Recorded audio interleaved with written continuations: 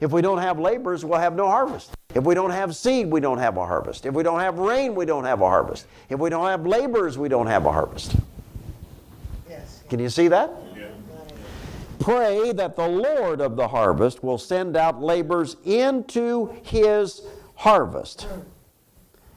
So again, we can see, why doesn't God just send laborers? He can't.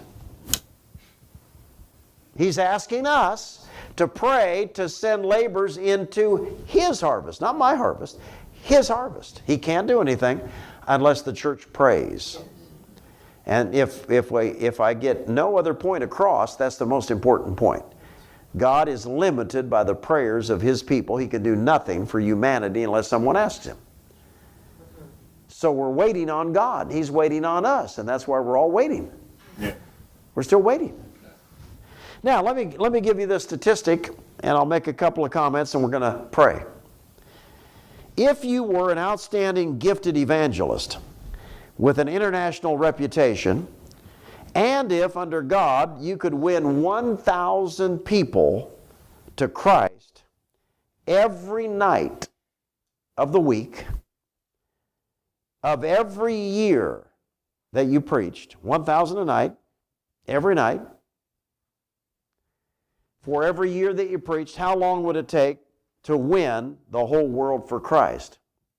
Well, the answer is 20,000 years. 1,000 a night, every night, 365 days a year.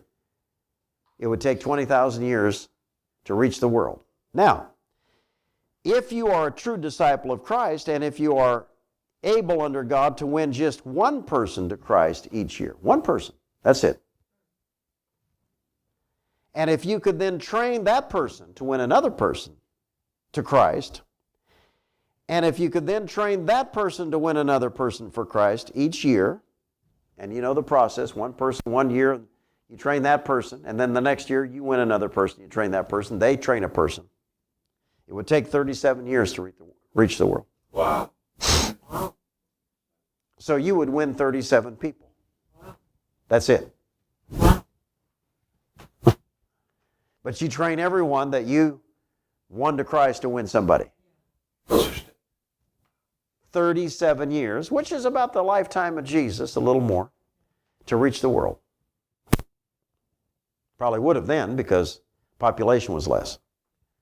So think about that. We think, and we need mass evangelism, don't misunderstand me, crusades, but we think that's the key. No, the key is if everyone in this church would win one person and disciple that person, your church would double in 1 year. And then if you did the same thing the next year, you'd have to move out of here. In 5 years, you'd have to have a bigger building, pretty good sized building. Right? It's not difficult. It's not difficult. Think about that.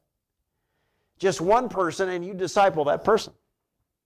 So there's a friend of ours, he's in India, and he has a program called Disciple Makers. It's in a province in India that's extremely heavily persecuted.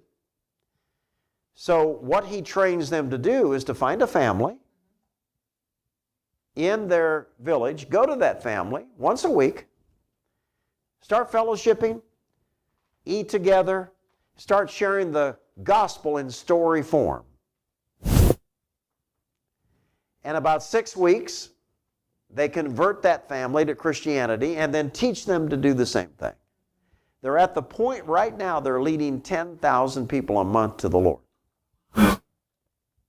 So much so that some of the radical religious groups are now taking notice and are concerned, and they're trying to pass what they call anti-conversion bills, which means you cannot convert certain religious faiths to Christianity because they're having great success, right? So it's not mass crusades. It's simply people sharing with someone else and then discipling that person. Anyone in this church can disciple somebody. You have more knowledge, you guys that travel know, you have more knowledge than the majority of people outside this country. Way more knowledge. It's just the time, right? the commitment. Say, Lord, help me. Help me find the time, and Lord, help me find someone. And He will.